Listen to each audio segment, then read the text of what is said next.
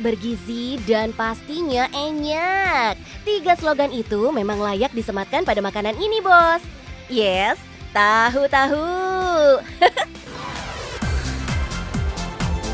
Makanan dari kacang kedelai yang kaya protein ini memang cocok banget di segala suasana. Mau dimakan sebagai pendamping nasi, udah pasti enak. Mau jadi cemilan, apalagi buat pecinta gorengan. Wah, nggak ada lawan, Bos.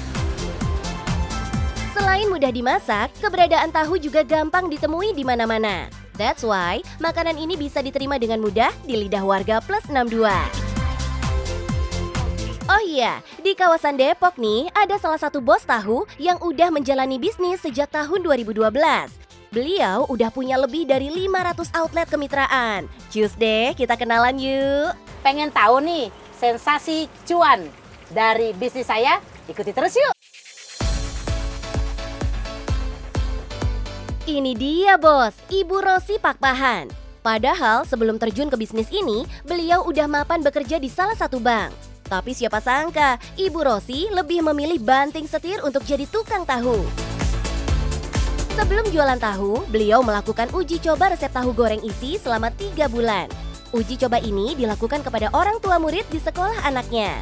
Sampai udah dapat kunciannya bos, akhirnya Bu Rosi makin nekat ingin membuka usaha tahu. Bahkan demi bisa berjualan tahu, Bu Rosi sampai pernah gadai motor untuk modal usaha bos. Dengan hasil gadai motor 10 juta rupiah, Bu Rosi memulai semuanya dengan membeli gerobak dan menjual tahu goreng. Keputusannya menjadi tukang tahu, udah pasti ada yang nggak setuju ya bos. Pro dan kontra udah pasti ada.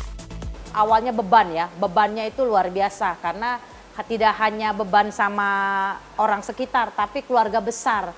Sampai orang bilang, keluarga besar sampai bilang, kalian itu udah sarjana, udah disekolahin tinggi-tinggi, sampai kasarnya itu kita biayanya luar biasa untuk menyekolahkan kalian, tapi kok kalian jadi tukang gorengan. Nah itu benar-benar dimusuhin banget sama keluarga besar. Kendalanya nggak hanya penolakan dari keluarga saat memulai bisnis ini bos. Yang namanya kerugian juga pernah dialami Bu Rosi. Bahkan di awal-awal, Bu Rosi hanya mampu menjual 75 potong tahu dari 200 potong yang ia siapkan. Nyerah, tutup, hohoho, nggak ada cerita bos. Tetap hajar, walau badai menghadang. Itu yang jadi prinsip Bu Rosi. Salah satu prinsip yang dijaga adalah cita rasa dan kualitas. Makanya kalau mampir ke tempat pengolahan tahu Bu Rosi, nggak usah heran, beliau ngawasin banget detail setiap prosesnya. Produksi di sini benar-benar masih manual ya bos, alias melibatkan banyak karyawan. Menurut Bu Rosi, sistem manual ini yang mempengaruhi kualitas rasa tahunya. Tahu yang dipilih adalah jenis tahu Sumedang yang memiliki rongga agar mudah untuk dimasukkan isian. Dalam sehari, pabrik pengolahan ini bisa memproduksi antara 15.000 sampai 20.000 potong tahu isi.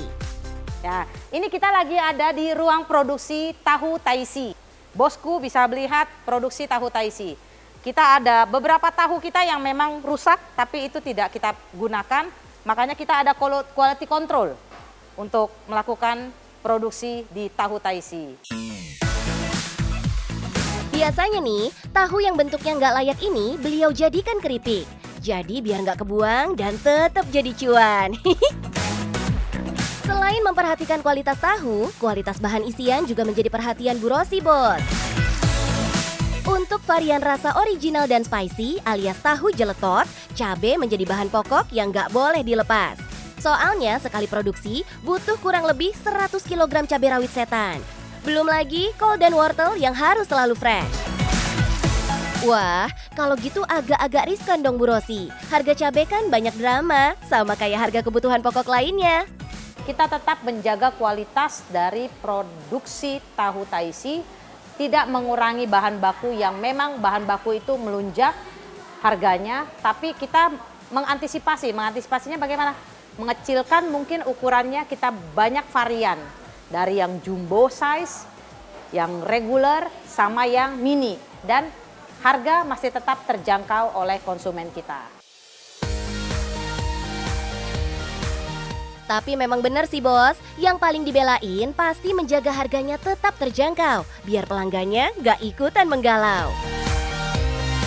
Satu potong tahu dengan isian dijual kepada reseller dan mitranya mulai dari Rp1.600 sampai Rp2.000. Sementara pihak reseller dan mitranya menjual dari harga Rp3.000 sampai Rp4.000.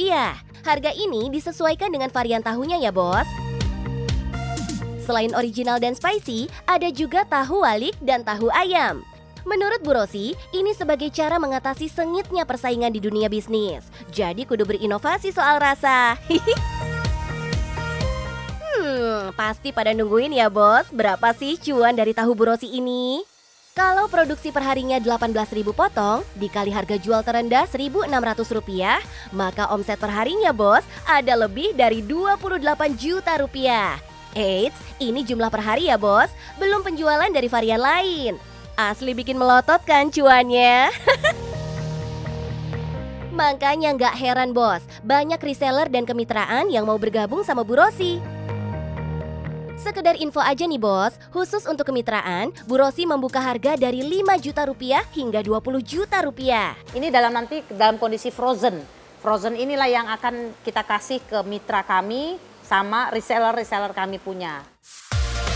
Selain syarat cuan, bisnis Bu Rosi juga bolak-balik menerima penghargaan bos, seperti Top Franchise Business, Top Kuliner Indonesia Award, dan masih banyak lainnya. Pesan saya adalah tetap sabar, tekun, fokus, dan sensasi pedasnya mantap. Yang penting apa? Cuan bos!